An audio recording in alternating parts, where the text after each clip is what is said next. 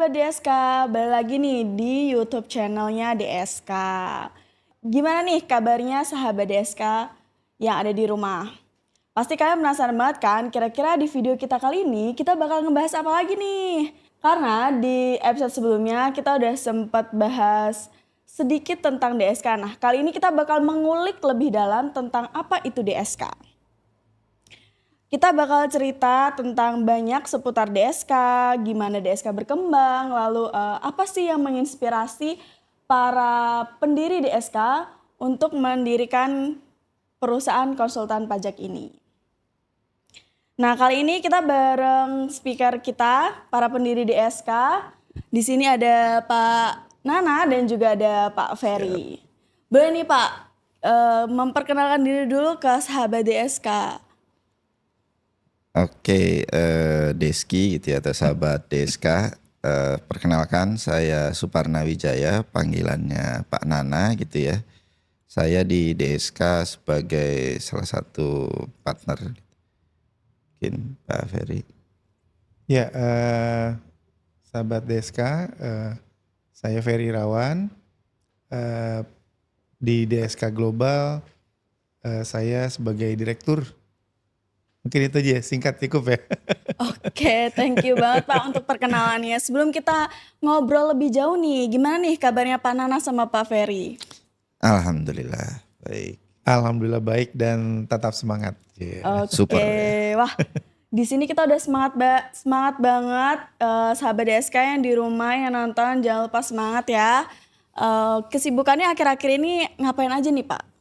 Ya, kesibukannya selain bergerak di DSK gitu ya, selain itu juga menyampaikan ilmu lah di UPN, di Trisakti sama di STAN. Mungkin seperti itu, Pak Ferry. Ya, sama selain kegiatan di DSK Global tentunya saya juga mengajar di beberapa kampus ya. Di UPN Jakarta, kemudian di STAN, dan di UNTAR, Universitas Tarumanegara. Oke, berarti emang basicnya Pak Nana sama Pak Ferry ini adalah dosen gitu ya, pendidik gitu ya? Iya, Ya. kira-kira gitu. Seperti itu kira-kira. Nah, kira-kira apa sih Pak yang menginspirasi bapak-bapak ini akhirnya bergabung di perusahaan konsultan pajak ini? Saya dulu mungkin ya. Boleh, Pak. Jadi kalau saya mungkin seperti ini. Jadi ibarat kata dulu itu 2002 sampai dengan 2016 saya sudah lumayan kenyang dengan dunia praktisi tapi dari sisi pemerintah gitu. Dalam hal ini berlaku sebagai fiskus. Kemudian 2016 sampai dengan 2023 saya fokus ke akademisi, mengajar gitu ya dan segala macam di STAN. Kemudian 2023 saya resign untuk join dengan DSK ini ya karena menurut saya butuh satu hal gitu. Ada satu posisi yang belum saya lakukan, yaitu berlaku sebagai konsultan pajak. Jadi ibarat kata kenyang dengan dunia praktisi di fiskus pemerintahan, kemudian akademisi juga. Ya saya mencoba untuk menambah bidang baru gitu dari posisi konsultan. Mungkin itu sih kalau saya, Pak Ferry.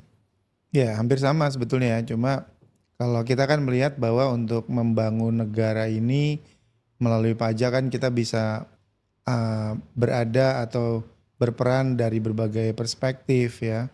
Bisa sebagai fiskus tadi Pak Nana sudah sebutkan, bisa sebagai masyarakat atau pembayar pajak, bisa sebagai akademisi yang memberikan masukan dari sisi teori, kemudian konsep-konsep yang bagus dan juga dari sisi konsultan yang dalam hal ini memang membantu wajib pajak dan menjadi jembatan atau menjadi penyelaras ya antara otoritas pajak dengan wajib pajak. Jadi itu adalah salah satu bentuk kontribusi dan andil kita sebagai masyarakat di Indonesia gitu ya. Jadi perannya tuh banyak sebetulnya yang bisa kita ambil, dan memang untuk bergabung di DSK ini kita mengambil peran yang lainnya kan gitu ya, karena tadi disampaikan Pak Nana juga hampir sama gitu perjalanan saya gitu ya. Menjadi dari fiskus menjadi akademisi, kemudian sekarang menjadi praktisi kan gitu ya. Artinya kita bisa mengambil dari beberapa angle atau sudut pandang gitu. Tapi tujuannya tetap sama ya, sama-sama berkontribusi untuk membangun negara kita gitu. Oke, wah, sangat menginspirasi sekali gitu ya Pak, karena berawal dari keresahan gitu kali ya, banyak wajib pajak yang nggak ngerti pajak. Betul. Terus dengan adanya perusahaan ini membantu wajib pajak dalam mengelola pajaknya lebih baik gitu. Nah, selain Pak Nana dan juga Pak Ferry, ada nggak sih pihak lain yang tergabung di DSK ini? Ya, sungguhnya awalnya foundernya adalah Pak Galih gitu ya. Karena DSK ini berdiri sejak 2017. Waktu itu masih Pak Galih. Kemudian 2023 kita berdua join gitu ke DSK gitu. Jadi bertiga berjalan beriringan, bergandengan. Oke, berarti dari 2017 sampai 2023 itu cuma Pak Galih aja Pak yang mengelola DSK ini? Didampingi dengan staf kah atau hanya berdiri sendiri? Oh, ada beberapa staff. Jadi ada beberapa staf yang emang udah bergabung dari lama sekali gitu ya? Betul. Oke, nah visi misi dari DSK ini tuh sebenarnya apa sih Pak? Kalau slogan kita ya our expertise your solution gitu. Jadi berawal dari pengalaman kita gitu ya selama di dalam, kita bertiga ini bisa dibilang sudah kenyang pengalaman gitu ya. Sering makan rujak ya Pak Fer ya. Makan asam garam kehidupan gitu ya. Jadi dari Pak Ferry dari 2021 sampai dengan 2016. 2001 Pak. 2001 sampai dengan 2016. Saya 2002 sampai dengan 2016. Ya tentunya dengan berbagai posisi yang dijalani di dalam gitu, kita ingin memberikan perbedaan gitu ya, karena alhamdulillah kita pernah berposisi sebagai praktisi dalam hal ini fiskus, kemudian pernah berposisi sebagai akademisi. Di situ kita dituntut untuk memahami logical thinking, teori dari perpajakan itu sendiri, dan penelitian-penelitian gitu ya terkait dengan apa sih ke depan yang baiknya, yang sekarang itu bagaimana sih posisinya gitu, ada kelemahan di mana dan segala macam.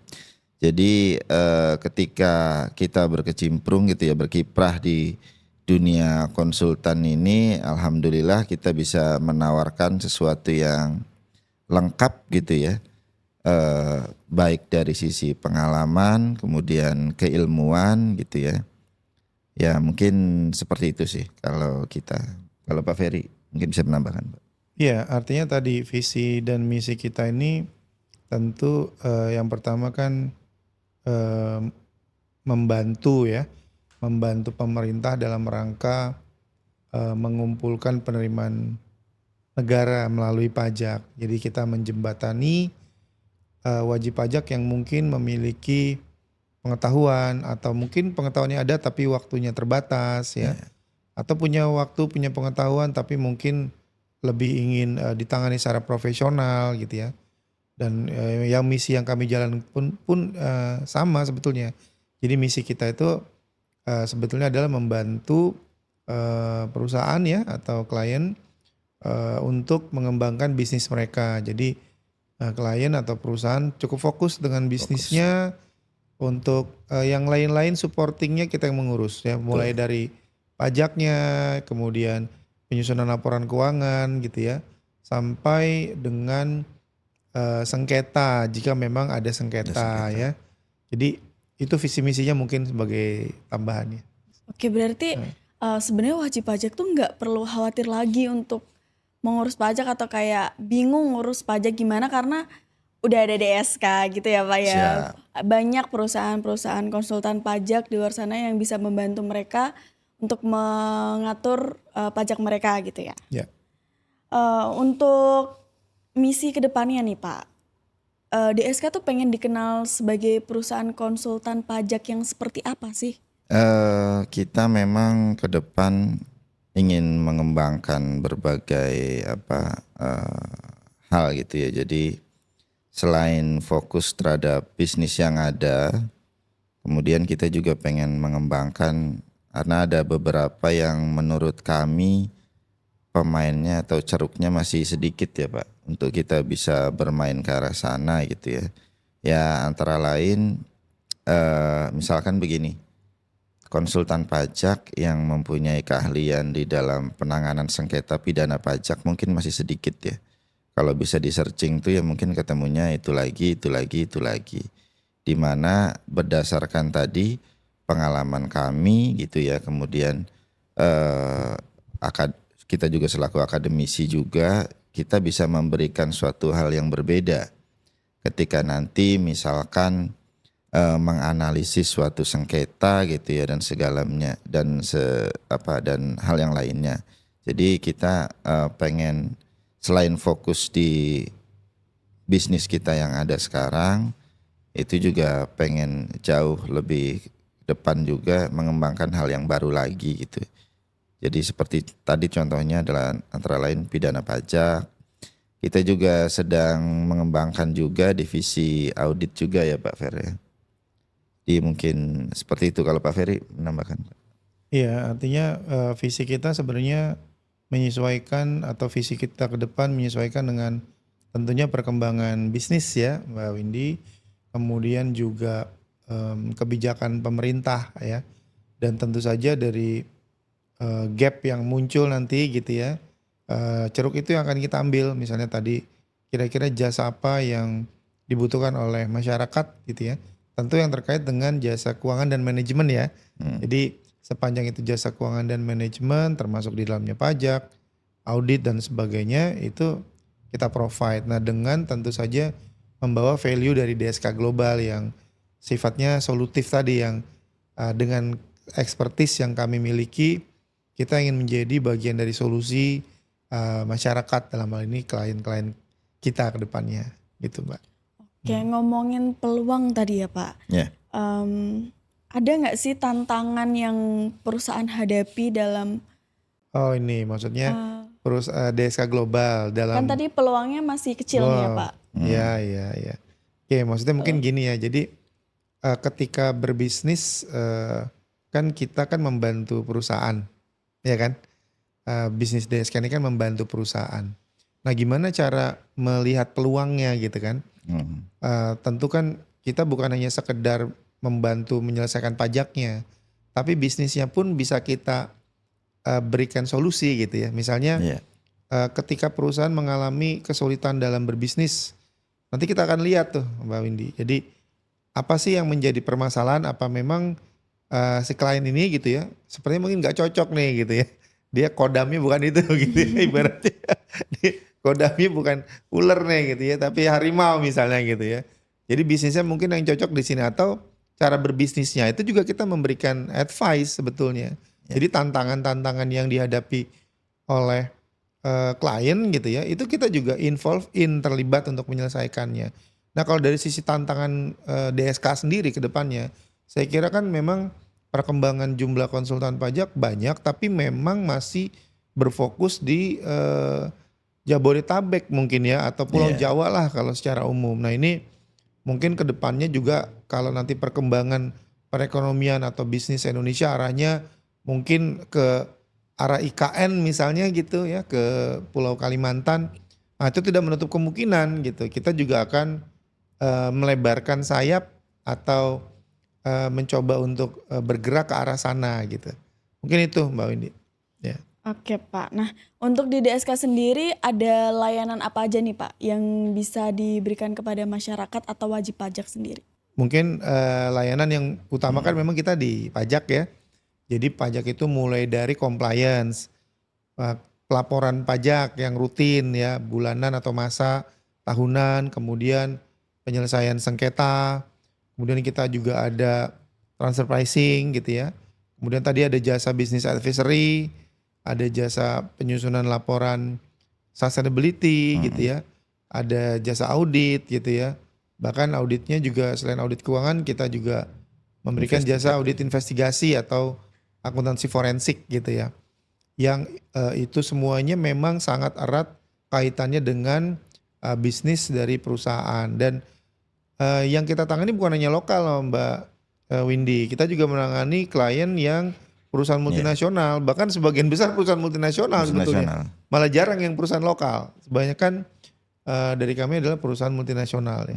Mungkin itu dari Panana mungkin ada. Cina ya, Jepang, Perancis, banyak lagi ya. Korea Thailand juga ada, Thailand juga ada. Tapi yang emang basisnya ada di Indonesia gitu. Lebih tepatnya di Jakarta gitu. Ya, mereka punya subsidiary atau anak perusahaan di sini gitu. Atau juga ada yang base-nya di sini punya subsidiary-nya di luar juga bisa seperti itu. Ada beberapa yang seperti itu. Nah, dalam menghadapi klien sendiri gitu ya Pak, ada nggak sih Pak yang mempertanyakan terkait pajak atau pertanyaan apa sih yang sering ditanyakan oleh wajib pajak? Kalau yang sering ditanyakan gini, seringkali begini ya, wajib pajak itu sebenarnya tidak langsung ketika bertemu dengan kita itu kayak semacam ngetes. Ngetes dalam artian mereka itu mencari second opinion, mana yang menurut mereka paling logik untuk bisa dijalankan terkait dengan case yang mereka hadapi. Nah tentunya dengan posisi yang kita tawarkan tadi di awal terkait dengan pengalaman kita, akademisi segala macam. Sehingga kalau bisa kita bilang awal mula yang akan kita analisa adalah apa yang sedang dilakukan oleh Fiskus gitu ya. Kenapa? Karena kita pernah berada di posisi itu. Sehingga ketika menganalisa itu kita akan tahu langkah apa yang akan mereka lakukan. Apa yang mereka sedang istilahnya incar gitu ya, dan kira-kira potensinya berapa. Kemudian dari pengalaman kita juga selaku akademisi, kita bisa menganalisa, oh ini tuh bagaimana secara peraturan yang sebenarnya, ini tuh bagaimana secara teorinya gitu ya, dan bagaimana cara kita untuk menghandlenya. Sehingga waktu biasanya memang kita usahakan ya Pak Fer ya, kalau ketemuan pertama kali lebih baik ketemu langsung gitu, supaya apa diskusinya menjadi lebih enak gitu ya. Karena kalau cuman by email kita taunya angka ya Pak, value kita yang sesungguhnya itu belum kita deliver gitu kan pada saat itu. Jadi ketika ketemu kan lebih enak, lebih nyaman diskusinya, sehingga mereka pun menurut saya menjadi lebih yakin untuk mempercayakan terkait dengan kasusnya kepada kita sih. Mungkin seperti itu. Oke, jadi emang lebih baik kalau ngomongin uang tuh ketemunya langsung gitu ya Pak? Betul. Apa sih Pak yang bisa ngebuat calon customer atau calon klien itu yakin ke DSK ini? Ya kalau tadi sih saya seperti itu, kalau Pak Ferry mungkin dari sisi Pak Ferry. Iya, yang pertama kan sesuai motonya, our expertise, your solution gitu ya. Artinya kayak kita memang sumber daya manusia kita adalah expertnya gitu ya. Jadi memang kita meng-hire konsultan, meng-hire tim yang memang keahliannya di situ. Itu yang pertama. Yang kedua humanis dan simpati gitu ya. Humanis dalam artian kita mencoba untuk memahami posisi dari klien kita. Karena kan perusahaan ini juga Mbak Windy kan karakternya bermacam-macam ya. Beda negara, beda budaya, beda pendekatan tuh gitu ya. Antara misalnya klien dari Eropa, betul, Asia Timur gitu ya.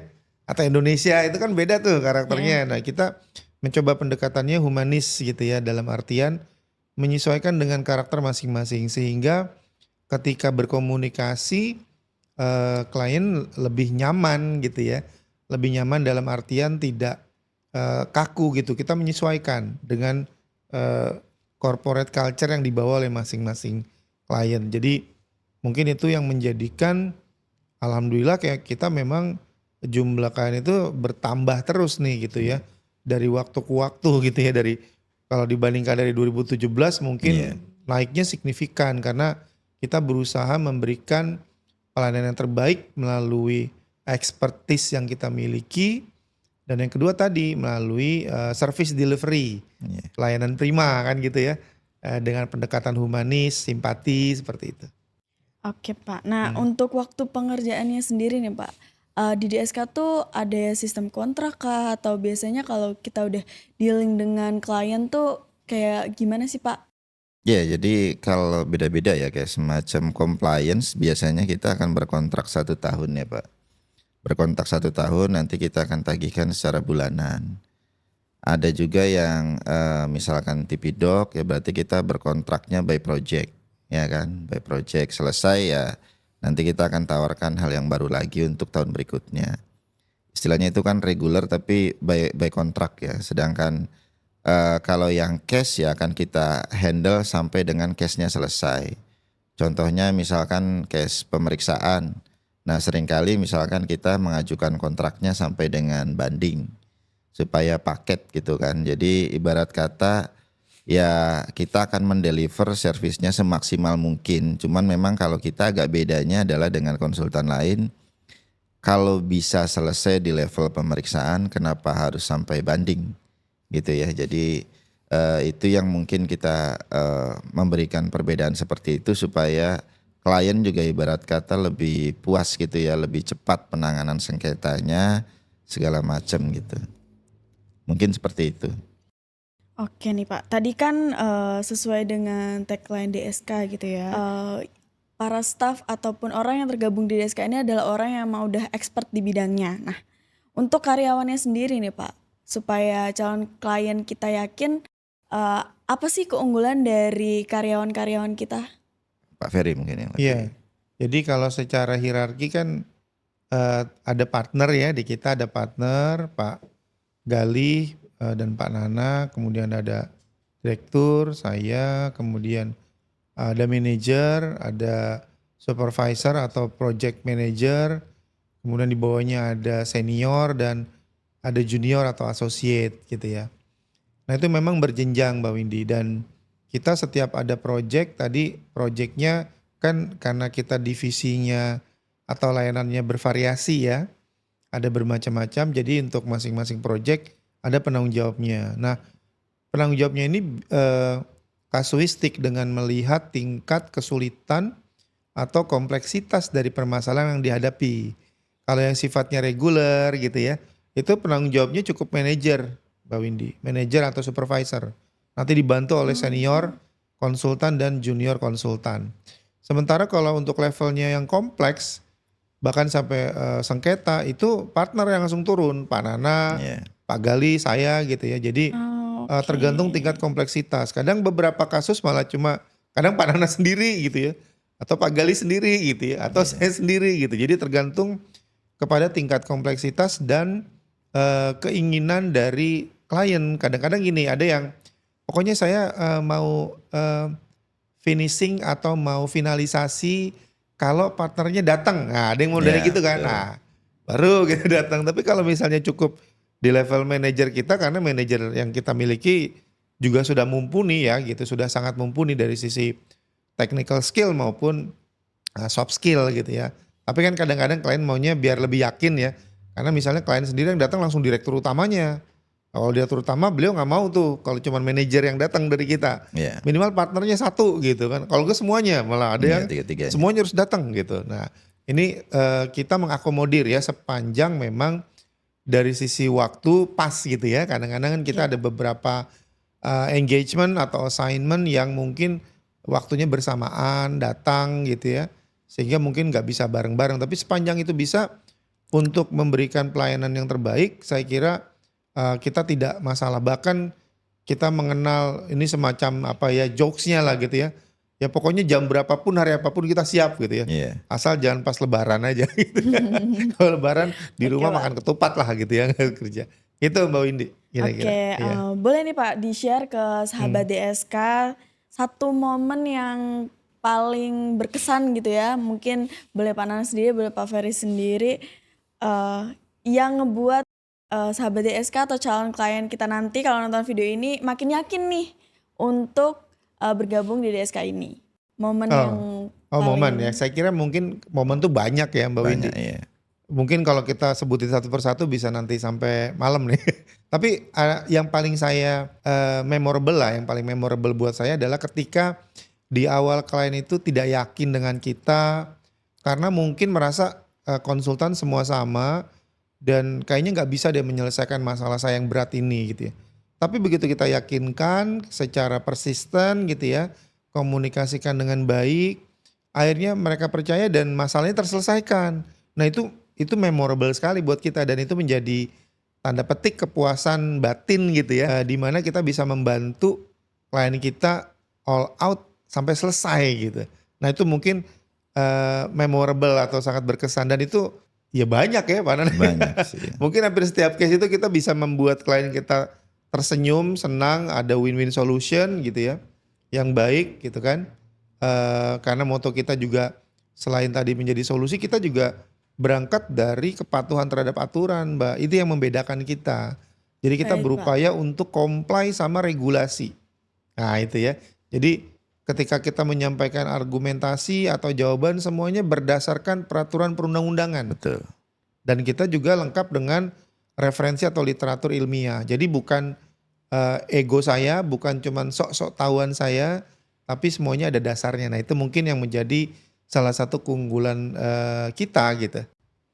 Ya mungkin kalau saya tambahin gitu ya, 2 minggu lalu kalau nggak salah saya ada closing satu berkas di mana itu lumayan menarik menurut saya, yaitu yang tadi saya bilang kita awalnya tanpa kita sadar kita dikonteskan dengan konsultan lain, kemudian bagaimana ceritanya klien tersebut memilih kita gitu ya.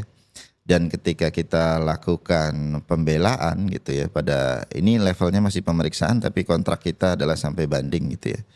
Ini levelnya masih pemeriksaan dan ketika kita lakukan pembelaan, ibarat kata suatu yang harusnya simple gitu ya, mereka cuman berapa lembar, kita bisa memberikan pembelaan dengan lumayan komplit baik dari peraturan, literatur dan segala macamnya, sehingga tadi yang kita sampaikan itu adalah semuanya peraturan gitu. Detail banget, banyak gitu ya. Dan ujung-ujungnya kemarin ketika selesai gitu ya, alhamdulillah yang tadi saya sampaikan kalau bisa kita fokus di pemeriksaan selesai, kita selesaikan dan itu alhamdulillah kita selesai. Itu ada salah satu ucapan Mbak Fer dari supervisornya gitu ya, menyampaikan bahwasanya mereka senang dengan hadirnya kita. Jadi yang tadinya klien dalam hari ini wajib pajak itu ibarat kata jawabannya itu ngasal gitu ya. Sementara ketika berhadapan dengan kita jawabannya based on rule, based on peraturan dan mendudukan sesuatu dengan sebenarnya. Itu poin pertama. Poin berikutnya adalah jawaban yang kita sampaikan baik dalam pembelaan secara lisan maupun dengan tertulis. Mereka mengatakan tidak kalah dengan pembelaan yang dilakukan oleh konsultan Big Four gitu. Dari sisi mutu, dari sisi materi yang disampaikan, bahkan dari sisi pembelaan. Jadi mungkin itu alhamdulillah gitu ya. Ya. Ada sisi seperti itu juga. Artinya tadi yang dimaksud sebagai bridging Mbak Windy. Jadi kita ini memuaskan dalam artian kepada klien, tapi kepada otoritas pajak pun mereka puas. Betul. Jadi kita tidak menggunakan frasa pokoknya gitu ya. Tapi menggunakan regulasi, menggunakan pendekatan literatur yang ilmiah gitu ya. Sehingga kantor pajak pun ketika berhadapan dengan kita itu senang gitu. Senang dalam artian bukan ketawa-tawa ya, dalam artian menghargai dan mengapresiasi bahwa yang tadi Pak Nana sampaikan gitu. Kita semuanya berdasarkan regulasi. Tidak ada yang karangan sendiri gitu ya, atau pemikiran sendiri. Gitu tambahannya mungkin. Dan solutif tadi Pak, Ya, kita sampaikan begini. Ya. Jadi mereka pun oh oke gitu.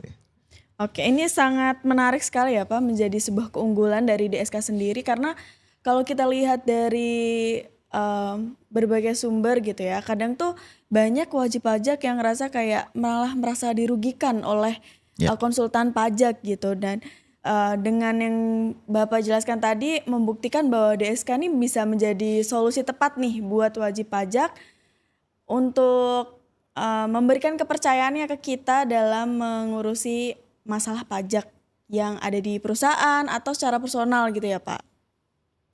Boleh Pak, sebelum kita mengakhiri sesi diskusi bincang asik kita hari ini, boleh dikasih kesan pesannya kepada sahabat DSK yang ada di rumah. Oke, mungkin begini ya. Jadi ada hal yang menarik kemarin. Bagaimana ceritanya ada salah satu grup beralih ke kita ya Pak Fer ya. Iya. Ada hal yang menarik gitu. Jadi mereka merasa dihargai oleh kita gitu ya. Kenapa? Karena memang kita itu menerapkan kalau misalkan ini bercandaannya gitu ya. Kita konsultan kongkonane sultan. Jadi kita tetap menghargai klien itu sebagai sultan. Dalam artian apa? Pemutus segala sesuatunya adalah si sultan, si klien. Kita intermediary sifatnya ya. Jadi menjembatani dan segala macam. Kita akan mencerahkan wajib pajak. Ini kalau begini, ini A, B, C, ini begini. Ini kekurangan kita, kelebihan kita begini segala macam dalam posisi ini. Kalau mereka begini, fiskus begini, maka kita akan menjadi begini. Jadi semuanya itu keputusan ada di klien, tapi kita memberikan advice gitu ya. Sehingga mereka masih merasa dihargai. Pengambilan keputusannya ada di mereka, bukan di kita gitu. Jadi yang maksudnya dalam artian semaunya kita ya Pak Fer ya, baik dari sisi angkanya atau pembelaannya. Kita pembelaan pun itu kan presentasi dulu ke mereka. Arahnya nanti seperti ini Pak, arah pembelaan kita, pembuktian kita apa segala macam. Jadi seperti itu sih mungkin. Kalau Pak Fer dari Pak closingnya. Ferry, Ya, kalau dari saya mungkin untuk sahabat DSK semuanya jangan ragu untuk mengontak atau menghubungi kita apabila ada kendala, permasalahan ya terkait dengan keuangan, pajak, manajemen dan sebagainya gitu ya. Termasuk juga kita memberikan pelayanan bagi seluruh lapisan masyarakat yang ingin berdiskusi. Entah itu mungkin mahasiswa ya yang sedang penelitian atau hanya sekedar ingin mewawancara untuk kepentingan konten bahkan Iya. gitu ya. Itu kita layani juga gitu Mbak Windy. Jadi karena kita sadar bahwa sebagai konsultan kita tidak hanya berkewajiban atau mempunyai tugas untuk memberikan layanan kepada wajib pajak saja, tapi juga aspek edukasi. Nah, kita ingin memberikan edukasi bahwa pajak itu penting memang. Pajak itu penting bagi masyarakat yang dikumpulkan oleh negara gitu ya, sehingga karena penting tadi maka kita harus aware. Nah gitu ya. Oke, Aware Pak. ini sendiri tentu nanti pada gilirannya akan memberikan konsekuensi pajak ini harus dibayar secara fair. Tidak boleh dikurang-kurangin, juga nggak boleh kebanyakan. Nah gitu ya. Oke. Jadi yang fair gitu kan. Nah itu yang bisa kami lakukan gitu ya. Dan sebetulnya kita sangat terbuka bagi siapapun yang ingin berdiskusi ya atau berkolaborasi. Saya kira demikian Mbak Windy sebagai tambahan. Oke, terima kasih Pak Ferry dan juga Pak Nana atas pesan untuk sahabat DSK yang ada di rumah. Dari perbincangan kita kali ini yang perlu kita highlight ya, DSK itu dalam melakukan pekerjaannya sangat mematuhi regulasi dari pemerintah, terus juga dapat kalian percaya untuk menangani masalah-masalah pajak yang sedang kalian tangani saat ini. Oke, semoga pembahasan kita kali ini dapat memberikan manfaat buat sahabat DSK di rumah. Kalau kamu suka video ini, jangan lupa like dan subscribe. Kalau kamu ada pertanyaan tentang pajak atau seputar pajak atau permasalahan yang ada di bisnis kamu, boleh banget tulis di kolom komentar. See you next video Oke, see you. guys.